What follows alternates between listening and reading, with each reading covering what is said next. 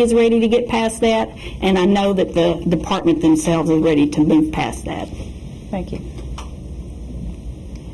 This question is addressed to you specifically. Okay. But Mayor, I'm going to then ask you something that's connected to this. So. Okay. You voted, Mr. Outman, you voted in favor of reducing the size of the City Council, and in 2 separate votes you supported an anti-smoking ordinance in a city located in one of the most strongly agricultural regions of the state. Mm-hmm. Do you believe that the Council has enough... I'm sorry. Do you still stand by those positions, and would you explain them to the voters? On the reducing the size and the smoking? Okay. Yes, I was one of several council members that pushed for an ordinance to consider reducing the size of the council, and it was going to be phased in from 12 to 9 and then finally to 7, and I think that was over a 4-year period. I believe that is still a good idea. I know that a lot of people disagree with that on the council. Of course, it didn't pass for one reason, but there is some concern that we're maybe spending too much on too many council members, given that technology has changed now. You don't have districts as far as councils go, that we are all at large, and many cities in the community, in the state, much bigger than us, with much bigger budgets, operate on a much smaller council size. There are a few that have 12, but it's definitely a trend across the state to reduce the size. It is a way to save some money, and I do not think it would affect services whatsoever. As far as the smoking, that was the smoking, I was a supporter of that. I believe that it was the right thing to do. It goes back to that very first question I think we got, the healthy community, healthy living. I think it says something about our community that we're concerned about this as a health issue. I was primarily supportive of it due to the situation that employees themselves were being put in as far as having to work in environments where smoking was a problem. I have friends that work in places with smoke. They would come home covered in it, and that is the secondary smoke that I was most concerned about, and yes, I am still supportive of it. Thank you. Mayor, what was your position with regard to those 2 issues, both of which were quite were argued at length before the council? As I recall, you voted on the smoking ordinance, but you did not have to take a vote on the reduction in size. Is that correct? That's correct. The mayor does not vote at city council meetings. The only time that the mayor votes is when there's a split vote, and because we have 12 council members, 6 to 6. And in one night, I made history by breaking 3 ties. Lucky you. Yeah, lucky me. But with regard to the anti-smoking ordinance, how did you vote on that? Well, the first meeting, the first reading of the ordinance, that was the meeting that was the time, and I voted in favor of the smoking ban. If people want to smoke, that's their privilege. It's kind of all right. I guess this week I listened to a phone call into our complaint department that somebody was coming in, they drive a truck, they pay taxes, and they wanted to follow the persons who passed the smoking ban. I didn't return their phone call. I don't take threats, and I don't call people back. There's no use, you're not going to win anyway. But anyway, if a person wants to smoke, that's their privilege. But I think people should have a right also. If you come into a building, I'm allergic to smoke. I grew up around smoke, and probably a lot of us older folks who are here grew up around smoke, and we became used to it ourselves. If somebody wants to smoke, that's their right, that's their privilege. But again, and this is an issue you can debate till the end of time. There are going to be those who are in favor of smoking ban. Our world has changed. Our nation has changed.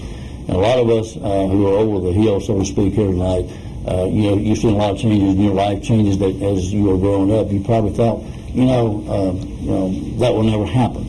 So we live in a changing world. And so there are things that change, but if we're going to talk about a health issue, that is a healthy issue. And I have no problem saying that we passed the smoking ban. With regard, we have a few extra minutes before we go to the 5-minute, but with regard to the reduction in the size of the city council, if there had been the full council there that evening and it had split, what would your vote have been? It would have been the same as my first meeting. Which was? In favor of the smoking ban. I'm sorry, this is reducing the size of the city council. Oh, I'm sorry. Okay, that was, okay, I didn't deal with that. I did it. I can't remember. No, you didn't. Okay, You I didn't didn't address vote it. on that. Okay. Anyway, I think, I'll be honest, I think 12 council members is a little bit too many. There are so many boards and committees. If you reduce it, I don't know, a lot of cities have 6 council members. I would agree with 7. I don't think I'd want to go below 7. I think 7 could really do the business of the city. Yes, there are a lot of boards and committees that the council members sit on. If people have a full-time job, sometimes those meetings are held in the daytime when they are at work. But, I would agree with 7, 9 maybe, but by reducing the number. But again, you got to get people who are interested in running for council. And you got to get people who are involved in this community, people who are who have a heart for this community, who want to serve this community. And being an elected official, you do that. We have very few this year that's running for city council. But reducing the number, I have no problem with that. Thank you. That's the end of our questions for this evening. Each candidate is now going to have 5 minutes in which to address the public, to make their pitch, both to the audience here in the studio and to the audience at home. Because, as I said at the beginning, deference to his position, we're allowing the mayor to close this session, and first will be Rhonda Troutman. Okay, first of all, I'd like to thank the EPB and the library for hosting this. It's been a great opportunity, and I really appreciate the opportunity to share some of my views and some of my opinions with the public. I am asked on a regular basis, why are you running for mayor? And my motive has always been very simple. I would like to see Glasgow move forward, and I think my background, my experience has put me in a position that I can help with that. I have not made very many promises standing on people's doorsteps. I just am promising to work absolutely as hard as I can as the mayor. I am working, will be working every day at it. I am promising at every point to put citizens' opinions and their input as a priority. I want to make my administration one that people will feel comfortable coming and talking and asking questions. We've weathered some storms here in Glasgow over the last several years, some related to the economy and some are not related to the economy. I believe that the citizens are ready to get past the negativity that we've had, and we're starting to see a little bit of light as far as jobs, but we can't stop. We have to work as hard as we can, and we have to work as a community. There is a saying that came up years ago, it takes a village. Well, I think to recover our economy, it's going to take a village. It's going to take the city working with the county, working with Brad, working with IDEA, and working with the state. We can't do it by ourselves, and it's not a good idea for each of us to try to do it independently. We will get much farther if we cooperate and work together, and I pledge to do that. My background and experience, I think, has prepared me for this, and if given the opportunity, I will try each and every day to bring a fresh perspective to the mayor's office, and I will be available to listen and receive your input. I promise, again, very few specific promises other than to do the job of mayor and try to do it the best that I can. In closing, I'd like to thank my families here tonight, and they have been behind me during this whole thing, and I've worked very hard since January. I'm going to be out over the next few weeks, every day, working at the job of getting to the mayor's office. That is my priority, and that's what I'm trying to do, and I appreciate anyone's input and feedback, and will welcome it, and will continue to listen to you if I am elected. Thanks. Folks, I have served this community since I was 22 years of age. 38 years of a life committed to this city. I came into this office, as I said at the beginning of this broadcast, that there was a lot of things, debts that I had to pay off. Those debts are now paid off. As I said before, we are running in the black, not the red. And the office of mayor, I tell people, the mayor is a title, but, I don't go in each day saying, well, I'm the mayor, I'm this powerful executive authority that third-class cities mayors have. I'm in there to do a job, and I have been doing that job. The worst economic times that most of us, unless you lived in the Great Depression, has hit us. And I've thought many times, well, what some of the worst times of a person to be in office is this time that we, in the economic times that we're in right now. So it's been very, very hard. People demand a lot. Sometimes people demand too much. There's a legality to things that we do within the city. People will ask you to do some things that are not legal, and I don't. If I do anything illegal, it'll be done out of ignorance. But I have served this community. I want to continue to serve this community, and I am proud of what we have done. Yes, we are beginning to see the light. That's because of hard work. And I'm not taking the credit. It takes all of us. It takes teamwork. People in this community are involved in this community. I have always had an open door policy. I have never denied anyone from coming to speak to me.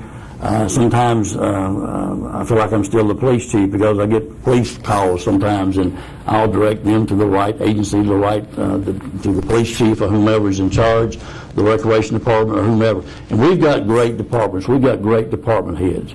And with the tough economic times that we are living in, I know that they didn't like having their budget turned back to them and say, look, you've got to cut some more. But when revenues are down, but again, we are still operating, even in tough times, providing the services that we have provided for a lot of years, and even more services, things that I have incorporated since I have become mayor. So the people elect you, and people can put you in, they can put you out. And I just ask the folks or the citizens of this community, I will continue to do my best to improve things within this community. Again, I haven't sat idle. I don't sit behind a desk very often because my job is out there in the field. I'm out there every day, and the office of mayor is more than an 8 to 5 job. It's a 7-day-week job. There are events that occur on Saturday or Sunday, and I think it's the responsibility of the mayor of the city to be at some of these events. Sometimes there are 3 or 4 events going on, but you can only be at one, and I know that. But I want to continue to serve the citizens of this community. I want an opportunity to be able to do some things that I have not been able to do. And I hope and pray that you would give me another opportunity, that you would vote to re-elect me on November the 2nd. I will continue to be a hard worker. I have been a hard worker for this community. And again, we have a great city. We have great people who live in this city who devote themselves to be involved in this community. And anybody who wants to be involved in this community, you've got your Chamber of Commerce, which is a great Chamber of Commerce. Go to these meetings. And, as an elected official, whether you're a city council member, whoever you are, go to these meetings and see these people involved, because you can't sit at home and just watch and think everything is not happening or things are not happening. You've got to get involved in this community. And that's what has made this community great, because people have been involved in this community. And I want people to be involved. As I said a moment ago, I want younger people to get involved, because they are the future of a tomorrow. So we're doing a lot of things. I'm a visionary. I'm looking ahead. I've just been in office in a rough time, folks. And it's not the city of Glasgow, it's nationwide. And again, people who have lost their jobs, they have lost their homes, and it's not over with yet. It's not over with yet. So I'm asking for the folks of this community to give me another opportunity to serve you for another 4 years. Thank you. Thank you. And thanks to you all for watching this evening. We appreciate the time you've given us. The Electric Plant Board says thank you for spending your time with us for a while. The candidates, we believe, have presented very clear, insightful answers to the questions they were asked. Our audience has been quite attentive and very quiet, and now I think it would be appropriate for them to say thank you to the speakers this evening.